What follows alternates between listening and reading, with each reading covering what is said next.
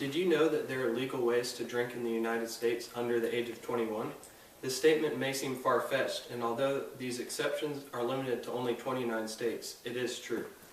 I have seen a large number of underage people in college drinking, and have been the designated driver for many, and have had a close friend become severely ill from alcohol. In my opinion, many of the tragedies that result from underage drinking come from kids trying not to get caught. Therefore, I will attempt to convince you today that the drinking age in the U.S. should be lowered to 18. I will display the logic behind lowering the drinking age through the following ways. First, age 18 is considered adulthood, and the age comes with responsibilities, and for some reason this does not include drinking.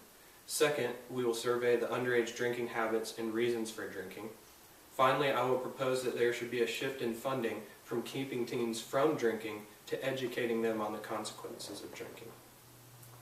When a person turns 18, they are considered an adult, and along with this comes immense responsibilities such as the ability to smoke, get married, and join the military. Why would drinking not be among the list, especially considering the seriousness of other choices given to an 18-year-old? Once turning 18, a teenager is allowed to buy tobacco products. Would this not be considered a similarly dangerous product, just as alcohol is?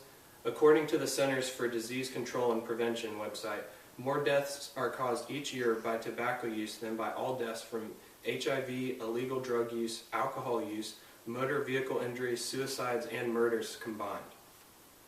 Second, men are also able to join the military and be drafted at 18. It seems to be common sense that allowing an 18-year-old to fight for our rights and not allow him to have the decision to drink seems unreasonable and borders on limiting his rights. Finally, after turning 18, men and women are allowed to get married. This is not to say that all married people drink or should. However, I believe that a married couple should have the ability to have a drink in the privacy of their own home.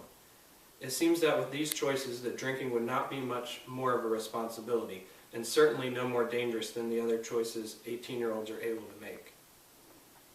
Second, after surveying legal rights of 18-year-olds, it will be beneficial to look at the habits and possible motivations for underage drinking. First, since underage drinking is not allowed, teens must seek a place where they will not be seen if they desire to drink. In college, for example, this means driving off campus, and for high schoolers, it means driving to a faraway location. By going off campuses and to secluded locations, the risk increases for car wrecks and dangers for students attempting to get back to campus or their house. Next, the most common drinking practice in underage people is binge drinking. This consists of 5 or more drinks in one night or a short period of time, according to learnaboutalcoholism.com. Binge drinking obviously causes drunkenness, which leads to deaths such as alcohol poisoning and drunk driving. This practice happens to avoid being caught, and also because teens have not been adequately taught moderation in drinking. Overall, if teens were not forced to drink far away from their houses or save their drinking for 1 or 2 nights a week, there may be some resolve in underage drinking problems. My last point will ask you to consider possible changes and ways in which these changes will prevent drunkenness in teens and therefore reduce the risk of teen drinking. I believe the drinking age should be lowered to 18 in order to allow adult supervision with drinking in order to teach moderation. If teens are allowed to drink at a younger age, parents will often have a greater ability to teach their child moderation and deal with their child accordingly if moderation is not observed. Second, lowering the drinking age will decrease the opportunity for peer pressure on college campuses to drink. Colleges where teens are on their own for the first time and have the option to drink in often dangerous situations. If teens are introduced to drinking at a younger age, they will be less likely to be peer pressured to drink once arriving at college. This will also allow them for drinking to be normalized in life, rather than it being something kept as the ultimate prize for the cool crowd. Finally, shifting expenses and prohibiting underage drinking to the education on the effects of drinking will be a more useful spending of funds. The explanation of this is seen in the following points.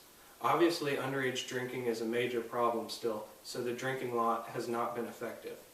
Second, education on drinking is near absent in schools and in general, other than some videos on drunk driving, which is after the fact of the person being drunk. And finally, educated teenagers will be more likely to at least consider the consequences than ones who are not. From the previously mentioned reasons, I believe that we should be willing to do the following. First, begin to be open to the possibility to lower the drinking age.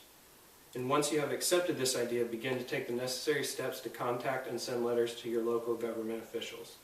Finally, we need to begin educating youth about drinking and the consequences it brings. Today we have learned that an 18-year-old has many serious responsibilities and should be allowed to make the decision to drink. We also have looked at the habits and attitudes of underage drinkers, and finally we surveyed some possible changes to make with the drinking age and benefits to these changes. In order to make a change, you as an individual can contact your local government official with a letter stating your opinion or educate underage kids about the consequences of drinking.